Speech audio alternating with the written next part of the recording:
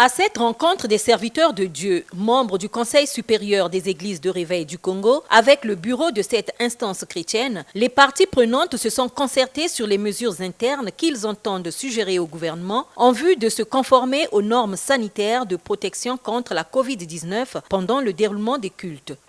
Il nous faut amorcer la réflexion sur l'organisation spatiale que nous allons avoir dans nos églises en prévision de la réouverture de lieux de culte, sans craindre que nos églises soient les futurs foyers de contagion du virus. Nous allons réfléchir sur les conditions d'ouverture de lieux de culte pour que cette ouverture prochaine puisse intégrer, par exemple, la désinfection de lieux de culte, que nous avons aussi sollicité auprès de M. le Premier ministre, puisse intégrer également l'investissement nécessaire que les lieux de culte doivent mettre en œuvre, par exemple dans les gestes barrières, mais en même temps sur l'acquisition des masques. Mais il y a aussi peut-être que nous pouvons nous donner dans nos lieux de culte le matériel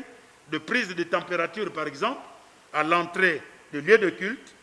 pour éviter que nos lieux de culte à l'ouverture ne deviennent des lieux de contamination du virus, mais soient des lieux